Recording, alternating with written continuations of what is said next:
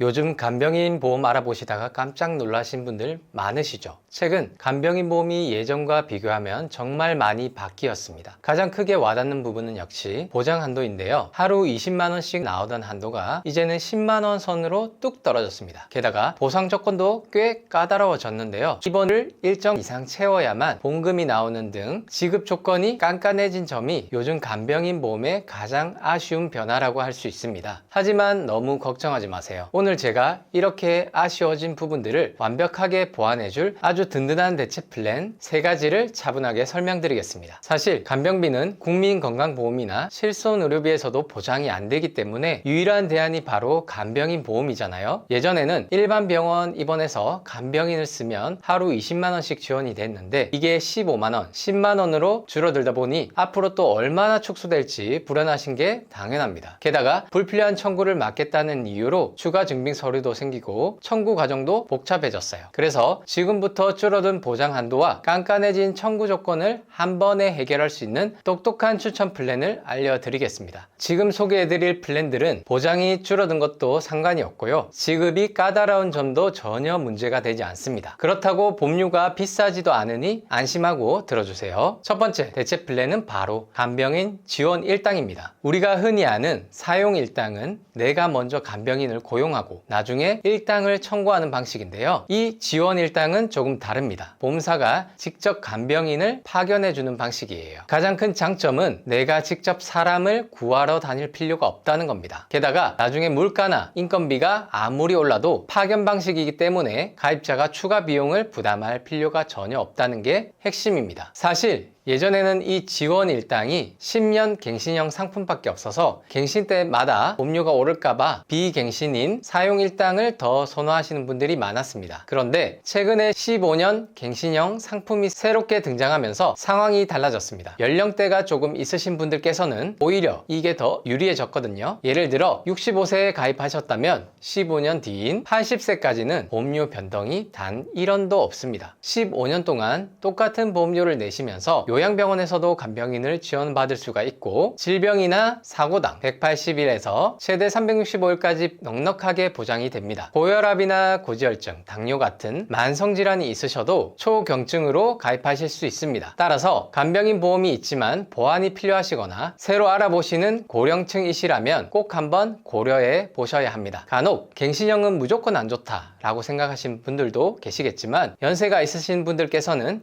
이렇게 갱신 주기가 긴 상품들이 훨씬 현명한 선택이 될 수 있습니다. 두 번째 대체 플랜은 간병인 입원 지원비 특약입니다. 이름만 들으면 조금 생소하실 수 있는데요. 아주 쉽게 말씀드리면 내가 간병비로 지출한 금액 구간에 따라서 추가 보험금을 더 얹어주는 특약입니다. 예를 들어 볼게요. 하루에 11만원씩 한 달 동안 간병인을 써서 총 330만원을 지출하셨다고 가정해 보겠습니다. 만약 기존에 가입해둔 간병인 사용 일당에서 하루 15만원씩 총 450만원의 보험금이 나왔다면 원래는 여기까지 끝나게 됩니다. 그런데 이 입원 지원비 특약에 가입해 두셨다면 이야기가 달라집니다. 내가 간병비로 연간 300만원 이상 썼을 때 보험사별로 A사는 200만원, B사는 150만원을 기존 보험금에 450만원을 추가로 더 지급해 줍니다. 그럼 A사라면 총 650만원, B사라면 600만원을 받게 되시는 거죠. 이 특약의 진짜 매력은 보험금을 얼마 받았는지가 아니라 내가 영수증상 간병비를 얼마를 썼느냐만 입증하면 된다는 겁니다. 보장이 축소되었든 청구가 까다롭든 전혀 상관없다는 뜻이죠. 기존에 간병인 보험이 있으신 분들도 이 특약만 단독으로 쏙 골라서 추가하실 수 있으니 정말 유용합니다. 세 번째 대체 플랜은 체증형 간병인 사용 일당입니다. 결론부터 말씀드리면 이건 나이가 비교적 젊으신 분들께 아주 든든한 플랜입니다. 앞서 연세가 있으신 분들께서는 지원 일당을 추천해 드렸죠. 이 체증형은 원리가 아주 간단합니다. 시간이 지날수록 내가 받는 보험금이 점점 늘어나는 구조예요.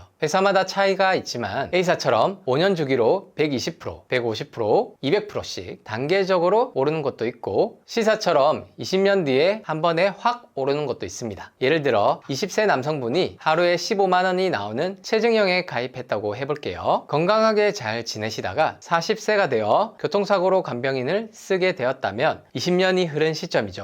이때는 가입 당시에 15만원이 아니라 2배로 불어난 30만원을 매일 지급받게 되는 겁니다. 물가 상승과 인건비 상승은 우리가 피할 수 없는 현실입니다. 농림식품부 자료를 보면 2014년에 5,210원이었던 최저임금이 지금은 1,030원으로 거의 2배가 올랐잖아요. 지금의 15만원이 20년 뒤에도 똑같은 가치를 할 거라곤 아무도 생각하지 않으실 겁니다. 그래서 나이가 젊으실수록 먼 미래를 대비하는 체증형 상품이 필요합니다. 자, 정리해 드릴게요. 첫째, 연령대가 높으셔도 당장 간병인 혜택을 볼 확률이 높으신 분들은 간병인 지원 일당. 둘째, 나이가 중간쯤 되시는 중장년층 분들은 쓴 만큼 추가로 돌려받는 간병인 입원 지원비. 셋째, 나이가 젊어서 아주 먼 미래의 물가 상승까지 대비하셔야 하는 분들은 체증형 플랜. 이렇게 본인의 나이와 필요에 맞춰서 선택하시면 되겠습니다. 마지막으로 정말 중요한 약관 꿀팁 하나 알려드리겠습니다. 간병인 보험을 알아보실 때 치료에 직접적인 목적 문구가 있는지 꼭 확인하셔야 합니다. 어떤 보험사의 약관을 보면 질병의 치료를 직접적인 목적으로 입원했을 때만 보상한다고 적혀 있습니다. 이 말인즉슨 수술 후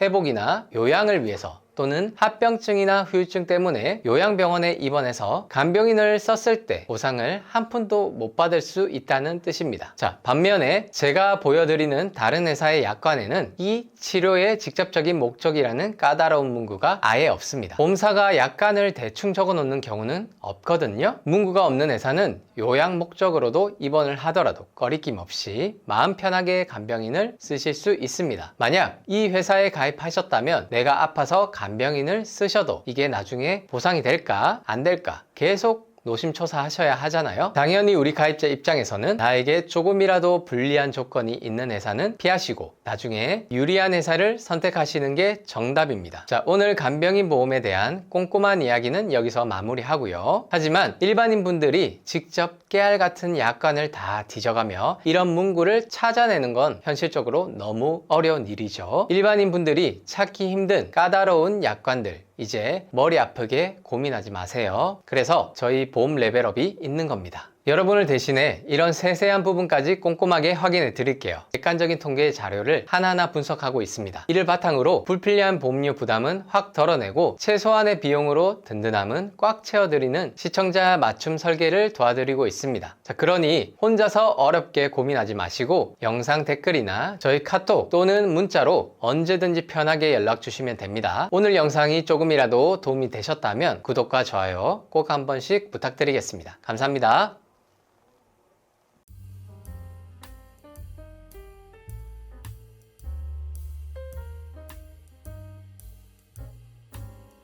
본 광고는 심의 기준을 준수하였으며 유효기간은 심의일로부터 1년입니다.